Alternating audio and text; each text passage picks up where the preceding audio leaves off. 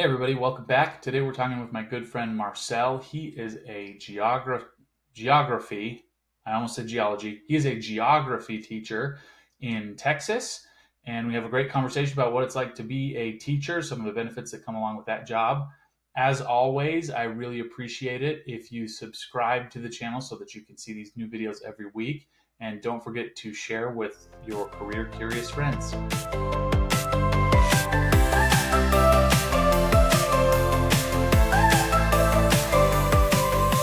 Who are you and what do you do? My name is Marcel Sanchez, and right now I am a world geography teacher in Texas. Awesome. And what grades do you teach? I have exclusively freshmen. Well, not exclusively, predominantly freshmen. I have the occasional sophomore, junior, senior who didn't pass the class the Who first time didn't get around. it? So, Yeah. So a ninth yeah, grade mostly. Got it. ninth grade. Yep. Nice. Um, and how are ninth graders at geography? Um, at the beginning of the year, it's really kind of a hard sell to buy into the class, but by the end, kids usually do really well. Okay. I think Or when I was growing up, geography was actually in seventh grade. But I mean, whatever, that's just Idaho versus Texas. I don't know if that's the difference there. yeah, it is state by state, and so in Texas they do like Texas history seventh grade, and then U.S. history, um, like Mesoamerica to the Civil War is eighth grade, and then they Okay. do world geography freshman year, world history sophomore year, and then the rest of U.S. history junior year, and then senior year is like government and econ. Yeah. Okay. Cool. Do you like your job? Is this fun? It is a lot of fun. Yeah, I I especially in Texas, the way they have the social studies curriculum divided up is there is a state test at the end of the year for U.S. history, and so a lot of the course is kind of focused on getting kids to do well on that state test. Yeah. Um, but world geography is not there. There's no state test at the end of the year. Um, and so really it's kind of getting students set up to do well in world history. And Okay. so I like that dimension to it where there's kind of a, a wide option of things that you can do with the world geography class. A little more free form. Yeah, yeah. Okay. So one thing I remember from my geography class is that every couple of weeks we just had a quiz at the end of the week and it was just a map and you had to label all of the countries in whatever area of the world. And I especially remember the Middle East and getting all of the stands confused. Yep. Do you The have stands you are have a tricky one. do you have similar quizzes or I guess maybe the real question is what is the curriculum like? Are you like really just straight up geography? This is where things are on a map. Is it more like let's explore all of these different cultures in different areas of like where do you take it? So the curriculum encompasses a number of different levels of geography. So the most kind of one is going to be the physical geography, where Yeah. are the landforms, like kind of terrain features and things like that. And then on top of that, political geography, where does one political unit end and the next political unit begin? And so are the stands, Yeah. where are the boundaries and how are they divided up? And then on top of that, we move into human geography, which would be where does this particular ethnic or linguistic group live? Where does a particular, religion predominate? Where does a particular um, ethnic group or whatever live within a political unit in relation to the physical geography? So, Nice. Are you a big fan of the National Geographic Bee then? I don't even know what National Bee is. Maybe this is a confession. It's just like the National Spelling Bee, but for geography nerds instead of spelling Oh, nerds. oh, Yeah. oh. Yeah, I didn't even know that You're gonna have to set up some watch parties with your students now, I guess. was to incorporate that. Here Yeah. I am teaching a lot of knowledge of the so Yeah. So when I was at Georgia Tech, my class or my cohort, they had a spelling bee just like as an after school social event, and they also had a geography as an geography bee as an after school social event. And surprisingly, I got third place. So I feel like I am the geography. No, wait. I got second place. I got confused there. The final questions were name every country that borders China and name every country in South America. oh wow.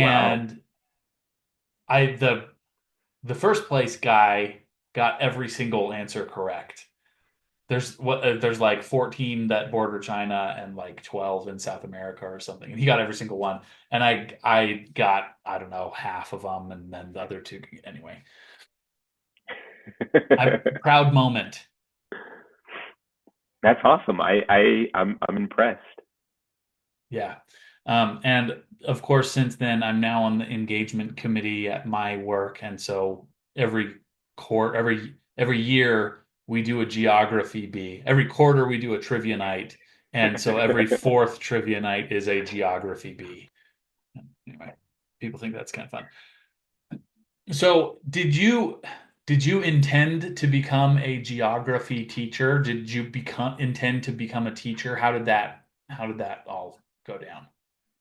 Um, Kind of yes, and kind of no. It in retrospect, it almost kind of just uh happened. So I was getting close to graduating, and I was engaged at the time, and I met a guy who offered me a job working at an English school in the country of Laos. Um, and so I told my fiance at the time, like, hey, I got a job lined up post graduation. We can go work at an English school in Laos, and that's that's where we'll be heading. And for some reason that I'll never fully understand, she was not super excited about going to live and work in a communist landlocked country in Southeast Asia. And so she said, maybe we can. That sounds like a cool thing to do, but if the earning potential is not really high, maybe it'd be a good idea to have some backup credentials just in case that doesn't pan out and become Uh-huh, a yeah. very profitable thing long term. Um, and so I went to a job fair, and there was a representative there from AmeriCorps talking about Teach for America. And they said, if you want to get a master's in education, we can set you up. You can choose 10 cities, and you'll get to work in one of those cities. And depending on what you would like to teach, we can find a teaching position for you and help you to get a master's in education. And so I signed up. They offered me a position in Milwaukee, Wisconsin. And so I went out to Milwaukee and got a master's in education. And you were teaching at the same time, right? That's what Teach for America Yeah, is. Yeah, yeah. Okay. So I worked at a school out there in Milwaukee, two schools actually. I worked at one where I was a seventh grade bilingual teacher, and I taught everything. I taught English reading, English language arts, Spanish language arts, science, social studies, math, and English and Spanish, and health. Okay. All And all at the same time. Nice. yeah, all at the same time. So it was kind of like a self-contained class. Instead of doing like different teachers in middle school, it was Uh-huh. just the same seventh graders, 35 of them with me all day doing these different Okay. courses. So when you say you were bilingual, does that mean you had was that like English second language or was that like dual immersion or I mean, how did that work? So it was part of a kind of like a dual immersion program where Okay. students started out in kindergarten predominantly learning everything in Spanish, and then as they moved up into later grades in elementary school and then into middle school, they did like a balance of half English, half Spanish. Okay.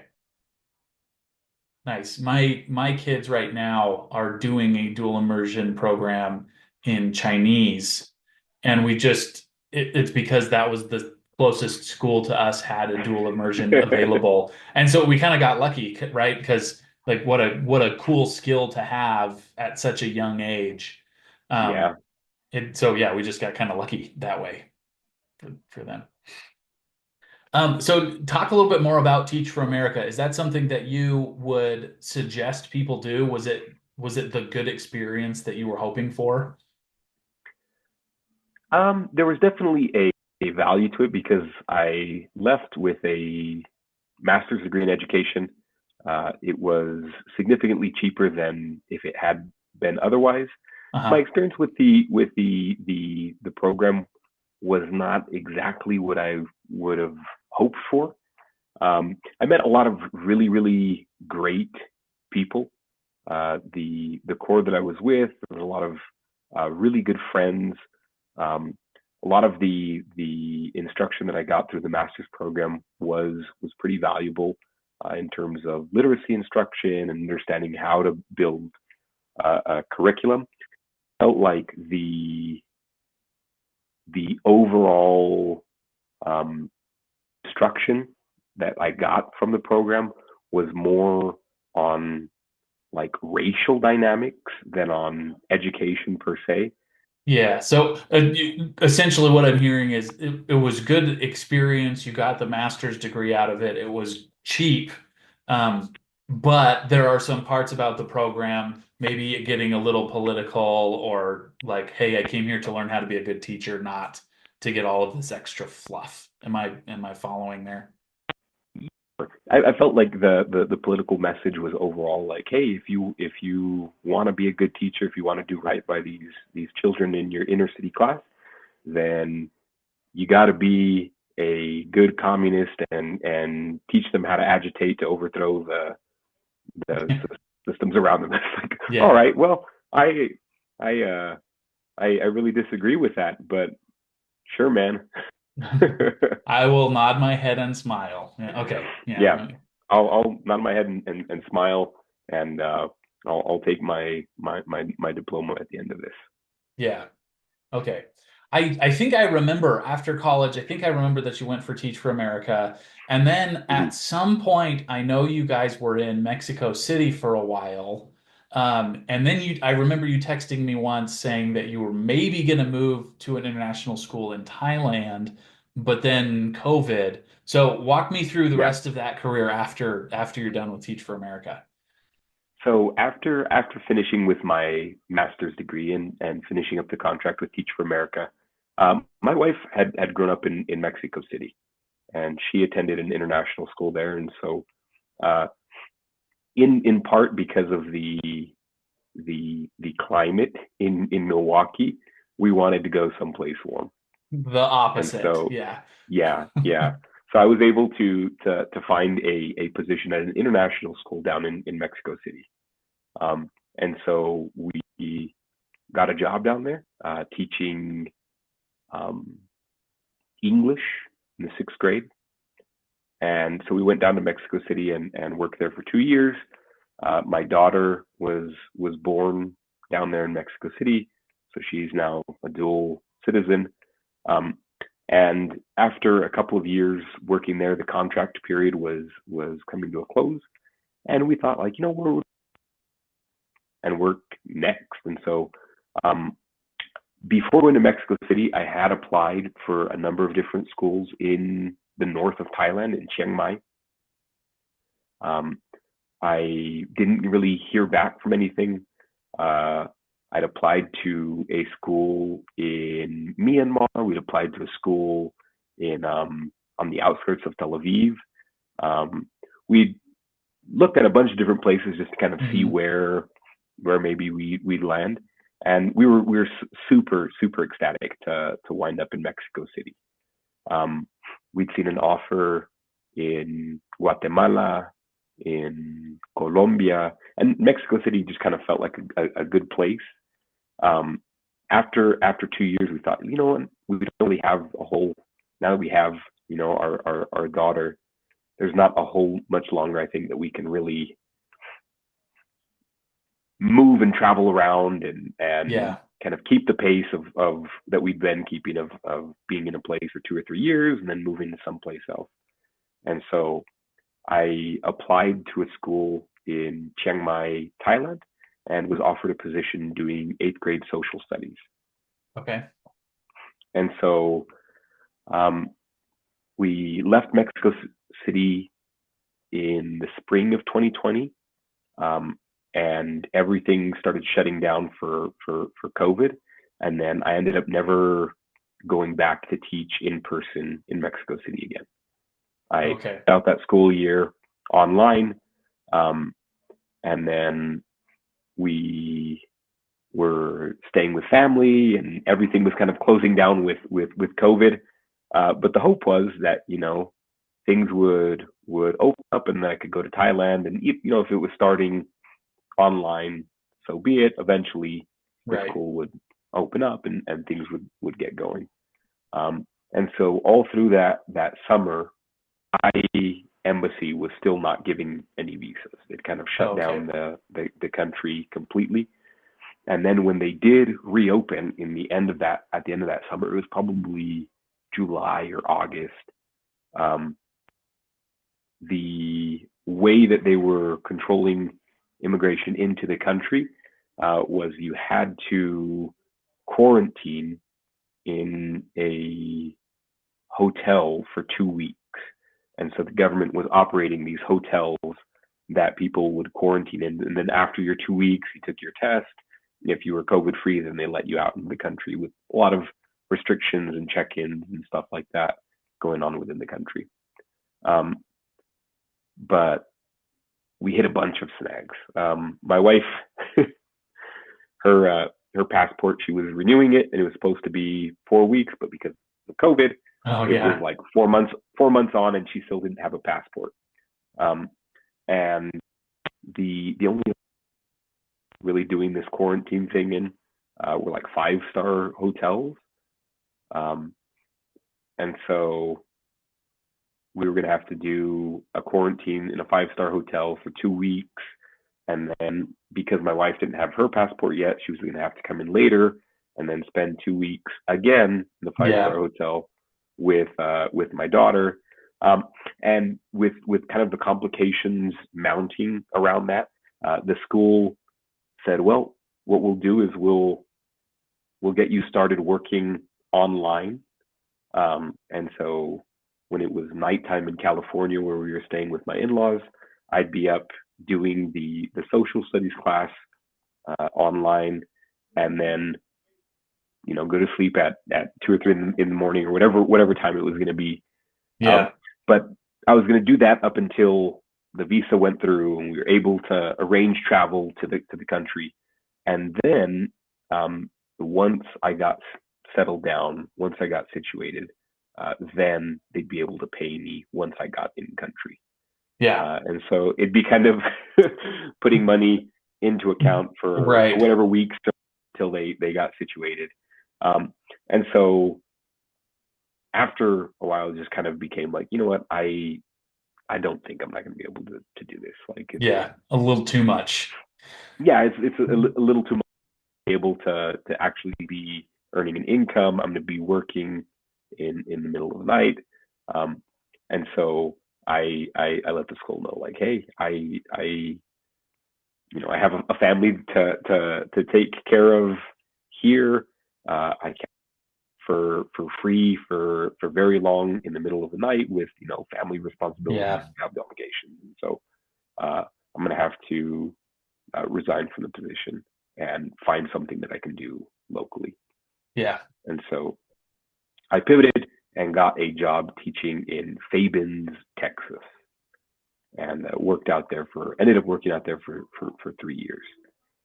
And so I was glad that I was able to find something that I could do in the pandemic. Um, but it was kind of a hard switch from Chiang Mai, Thailand to Thebes. Thebes is a great place. It's a really, really nice, really fun place to work. But it is a small rural town on the U.S. Mexico border, like yeah, outside of El yeah. Paso. And so not as like a tourist destination like. Not quite as exotic. You can't take your elephant rides on the weekends and the zip lines in the waterfalls and stuff. Yeah, yeah, definitely a different work life balance working in Fabens, Texas versus Chiang Mai. So you work at a public school now? Yes. Mhm. So tell me the difference between working at a public school versus working at an international school. In my mind, I'm thinking, oh wow, it must be so posh and fancy to work at an international school, teaching all the rich international kids in these cool foreign cities versus what I had growing up just in my public school, which was fine, but again, not like super fancy. I know my teachers didn't make a lot of money. And what's the difference there between a public school in the US or an international school somewhere else? There are a couple of differences. So overall, between kind of the public school in Milwaukee, Wisconsin, uh, inner city charter school in Milwaukee, Wisconsin for 1 year, and then the 2 years at the kind of very the Spanish word is fresa, right? It's Uh-huh. very well-to-do Uh-huh. um, school in Mexico City. There are different kind of social pressures, different social kind of like memes, right? Different Yeah. social hangups, but kids really really are just kids. Makes Um, sense. some kids some kids really want to learn. Some kids uh, want to distract themselves and do something else. What they distract themselves with, the particular apps or distractions on phones, the particular um, kind of means that they distract themselves with are very different.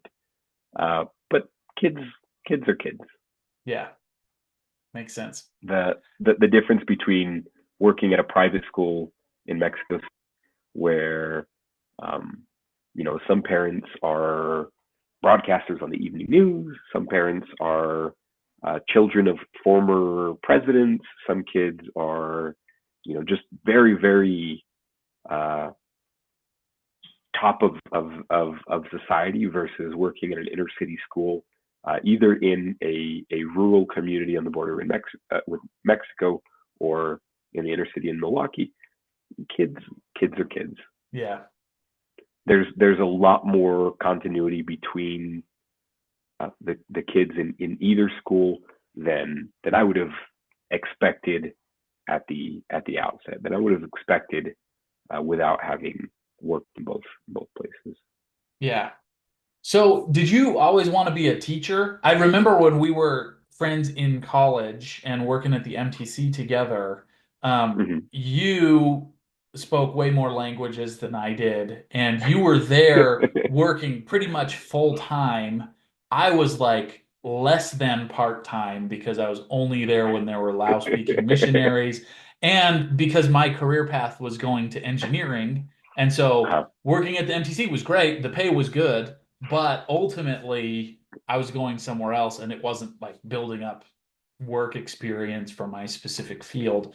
Is that something you were always planning on doing? um, I had always considered teaching. It was something that I thought, I really enjoy languages. My undergrad at BYU was in linguistics, um, and it was just something that like really captured my imagination. Like it really just captured my attention. There's some things that if you really force yourself, then you can kind of get a foothold on the content matter and you can kind of understand it. And there are other things that just kind of grab you by the shoulders and just fascinates you, and Yeah, and you can really invest all of your time and attention into that one thing. And for me, that was language. Um, Whether it was Hmong or Thai or uh, I took a semester of Mandarin Chinese, a semester of Cantonese, a semester of uh-huh. Arabic, just like different languages. Just really kind of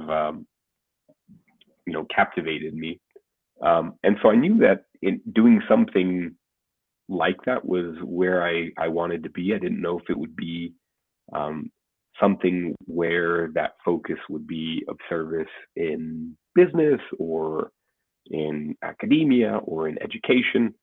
Um, and I feel like it just kind of the interest just kind of coalesced in education. Makes And so sense. it was kind of having a real interest that I knew that I wanted to work with, and then finding a market connection with that in education was what it was. Okay. Not Nice. necessarily like, oh, I want to work with students and I want to work in a school. And yeah, that was kind of like, oh, all right, I guess that's where this fascination is going to take me. A good place to take it. Yeah. Yeah, yeah. My mind is just so full of so many questions. Being a teacher is, I feel like this is one of those things that everybody has an opinion about because everybody grew up interacting with teachers. Do you feel like, is this a job that anybody can do, or do you really need kind of specific training or attitude traits? Or, I mean, if I were king for a day and all the teachers would be this way, and I mean, I don't know. What do you think? I honestly think anybody a teacher.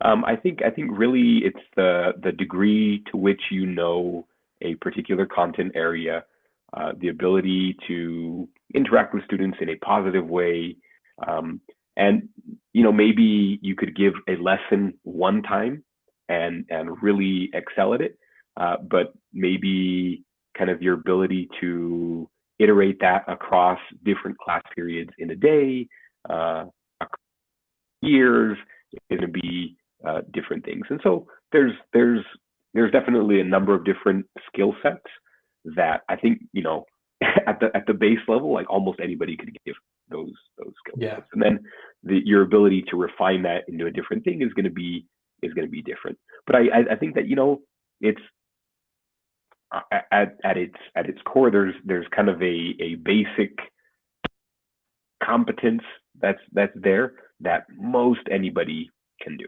It's not necessarily a hard profession in that there is a very engineering. You have a very tangible kind of limit to how much wiggle room there is in the real world knowledge that you have to bring to bear on what you're doing. In teaching, I don't feel like there is that kind of immediate feedback loop. The immediate feedback loop is more kind of a social skill set of helping students to understand the material, of helping the material to be, of presenting the material in a way that's going to be engaging and generate some curiosity and some buy-in from students.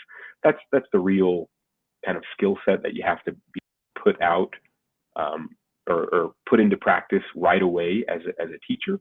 But I think that that's a skill set that is a little more difficult to teach explicitly, is a little better to learn on the fly Yeah. or in Experiential. practice. Yeah. Yeah, experiential. Yeah. Yeah. So I've one thing that I've been thinking about as we've had this conversation.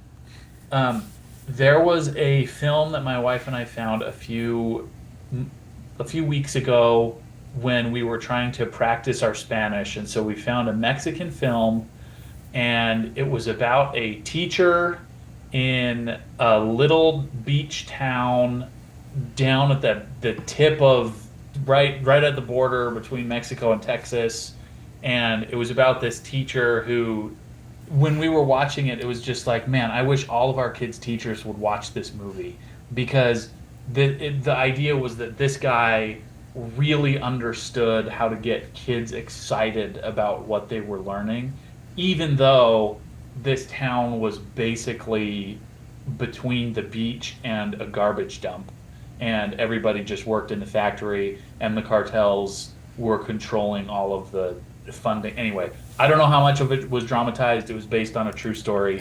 Um, Highly recommended. The reason I bring that up is Uh-huh. to ask, do you feel like it's difficult to get kids engaged? Do you feel like that's an important part of your job? Um, do you feel like you get pressure from the state to teach certain things or teach a certain way? We talked about this a little bit. Do you feel like you have that flexibility? Do you feel like you got to motivate the kids a lot, or can they be motivated? I don't know. Yeah, I feel like the real challenge is ascertaining kind of what the purpose, what the telos of of your instruction is, right? What are you educating students to become? What is your goal? What is your your desired end state from this?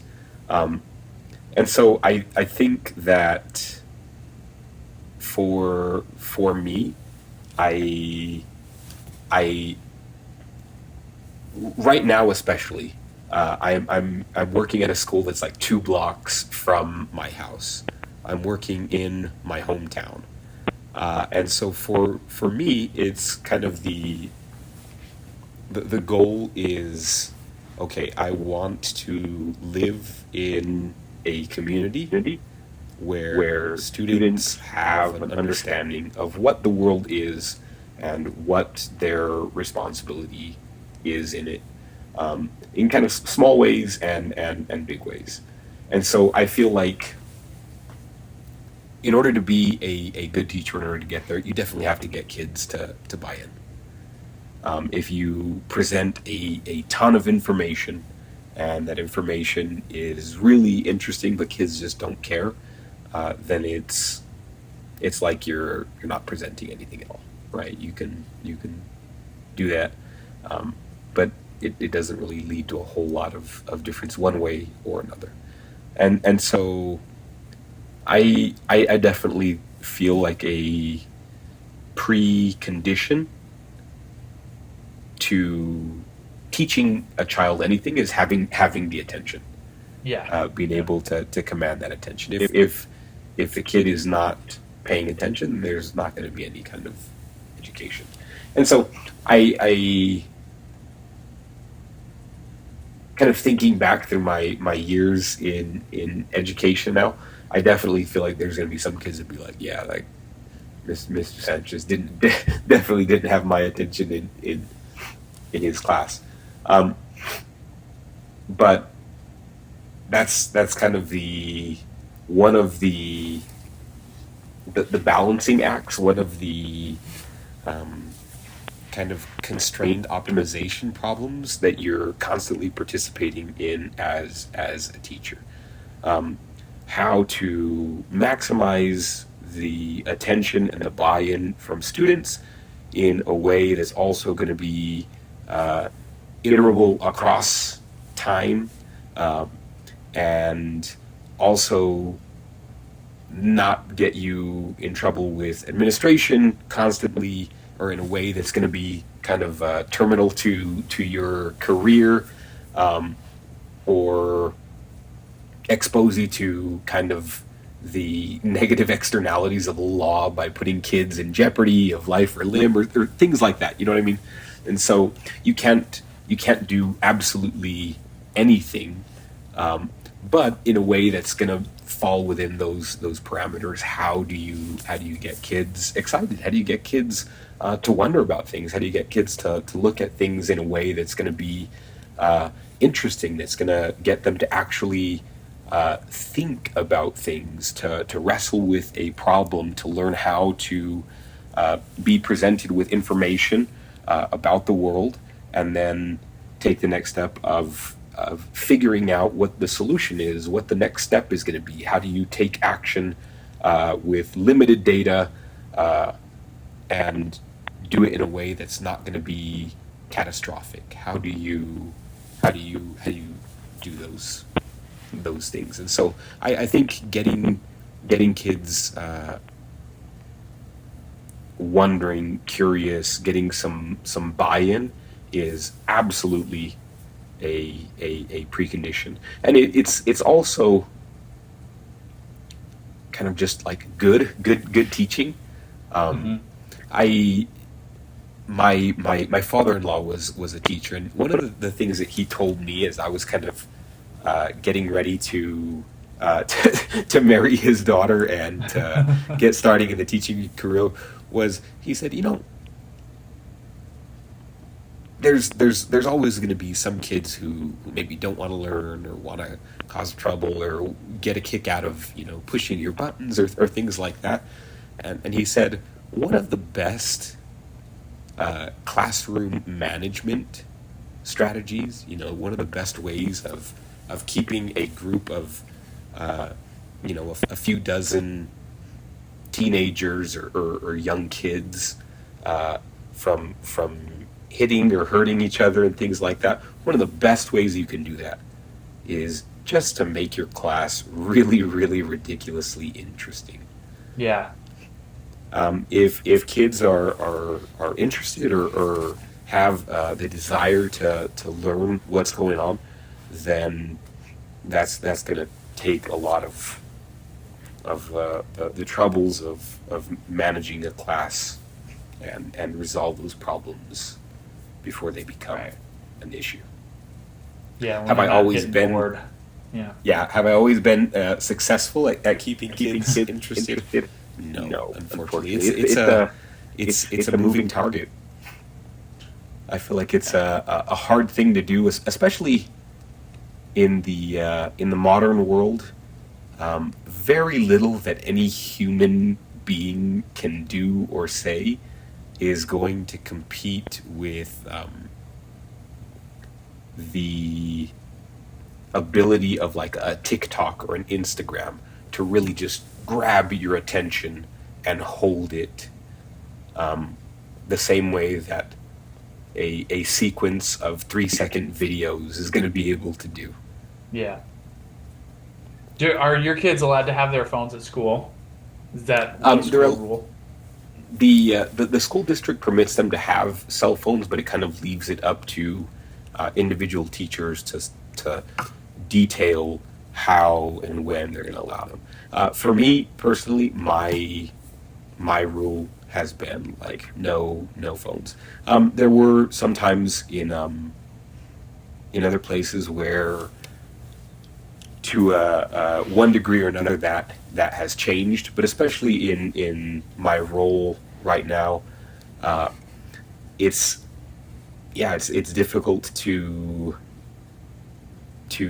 compete with a TikTok, right? It's difficult to Yeah. compete with Instagram, and so there are a lot of different ways that you can incorporate the use of phones, but when you have a 45-minute class, and you're interacting with 180 students a day, I really think that students are benefited immensely by a little bit of disconnection from Yeah.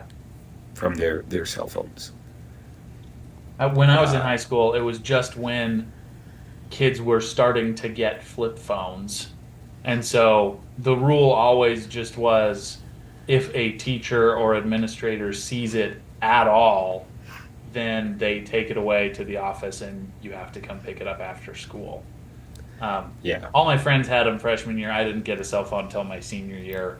And that was never really a problem for me because we didn't even have texting on our plan. So there was no reason for me to have it out. But I yeah, can see how that could be a major distraction. I also can see how using technology like that is just how we learn stuff now. And so, hey, Mr. Sanchez, what about this thing in this country that we just learned about? Oh, actually, I don't know. Let's look it up. Let's figure it out right now and see what the answer is. And I can see it going both ways. I tend to think that they're generally a distraction when you're kind of learning about stuff like that, even just through college when I had a cell phone and a laptop all the time. It's really hard to pay attention to the teacher if it's not an engaging lesson when you've got these distractions right next to you. Anyway. yeah, yeah. It's definitely a balance, and I think kind of hitting the right balance, the right time for the right learning outcome that you're trying to get is definitely a tricky calculation to make. Yeah. For me, I try and really push students toward using the Chromebook to answer those kind of technological questions. Hmm. We use a lot of research, a lot of different websites, and videos and things that are kind of maximizing the attention in a way that's going to be the best, while also trying to kind of limit the potential to be like, oh well, we're gonna research on our phone, and oh my goodness, somebody just sent me What's that this. notification? What? Yeah. Yeah, oh my gosh, I got a notification, I got to respond to this right away, like, and let Yeah. it go, and then you're off, right? Whatever you were learning about Yep. sub-Saharan Africa or the Himalayas or whatever, all of that's just gone. And oh my gosh, I can't believe it. Juanito said that to. Yeah. So, um, shifting gears a little bit, we're already going over the time that I said we were going to do because I this has just been so fun to talk to you. But shifting gears a little bit, let's talk about this as just a career. First, tell us a little bit like how much do you make? Is this enough to support a family? Do you feel like this is a stable job that you can have? Do you feel kind of secure in your job? Things like that. Talk us through some of that. As a career right now, I've made different amounts in different places. In Mexico City, I was making about 33,000 pesos a month, which for Mexico City is fantastic. Like, the average person living in my neighborhood in Guajimalpa, in the kind of the southwestern corner of the city, was making probably between 12,000 pesos a month and 16,000 pesos a month. And so to make $33,000, I mean, pesos a month, was a really, really comfortable income for Mexico City. In Milwaukee, I was making maybe low 50,000 a year in US dollars.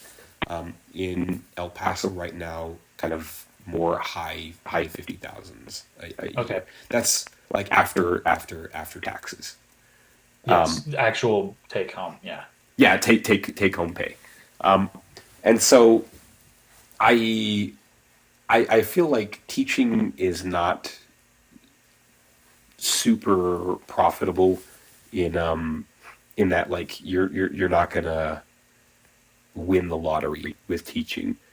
Where the advantage comes in is the huge trade off with quality time. Yeah.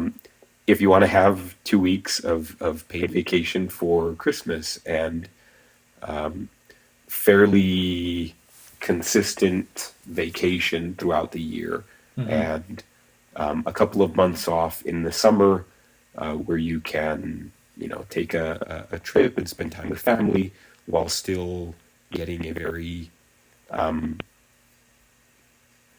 it's a decent paycheck.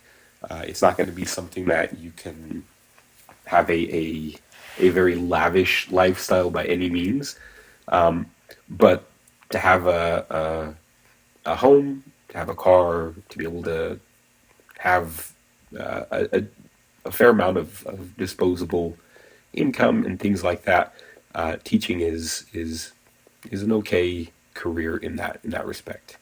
So does your contract get you a paycheck year round, or are you paid during the school year and then you got to just make sure you have enough to cover the summer? I When know I was different places do it differently. I'm just curious about yours. Yeah, when I was in Milwaukee, the school district paid you when you were teaching, and then during the summer it was up to you to kind of save throughout the year in order to make sure that you had something to hold you over Yeah. when you weren't working. Other school districts, they spread that out so that way you're still earning Throughout the your year. your your year throughout the year, even when you're not working. Um, Okay. and so I I I kind of like it both ways. I've tried it both ways, and it's the same. Either you're putting the money aside, you're saving it, or the school district is doing that for you. Uh, I was probably two years ago now. I took the summer off and did summer sales. So I was in Hmm. San Antonio, knocking doors and selling solar panels, Uh-huh. and I felt like it was nice to do something different. It was nice to be in a totally different industry. I can't say that I am a spectacular salesman by any means, Uh-huh. but it was kind of good to just get a different perspective, be in a different industry, different hours, different Different type type of of interactions interactions with with people people. than being a teacher. And I feel like the long vacations that you have as a teacher kind of allow you to do that Yeah. and be all right. There are some people who say like, oh well, we should just pay teachers enough so that way they don't have to, or they don't feel any kind of pressure to go out and get a job during the summer or things like that. But I kind of like the variety of experiences and the Yeah. ability to pack up and go somewhere for the summer and do that. And so I kind of like that dimension to it where there is a real opportunity to start a business. I started taking photos for commercial photography, just for Okay. like oil change places that need photos of their things in order Right. to Yeah, make yeah. the franchise manuals for their franchisees and things like that. And being a teacher kind of gives you a chance to have some time to really develop some different skill sets like that. Yeah. Makes sense. And so, Do yeah, I would does just say like it's not going to be winning the lottery by any means, but I feel like it's been a great career. do you have a standard kind of setup retirement plan with your district? Is it a pension? Is it a 403B? How does that work?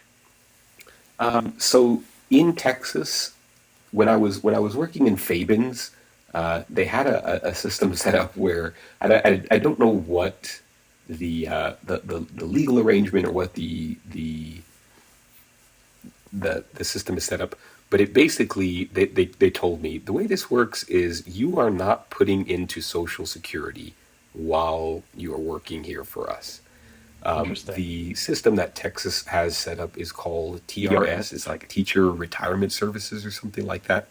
And so each paycheck you're depositing in this account that the state of Texas is managing, and you can then withdraw from that once you retire.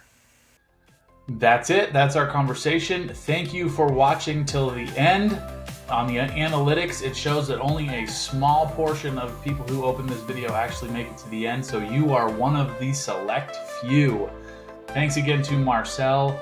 If you have any questions for him about what it's like to be a teacher, please leave them down below in the comments and we'll try to get those answered. And as always, don't forget to subscribe and subscribe and share with all of your career curious friends.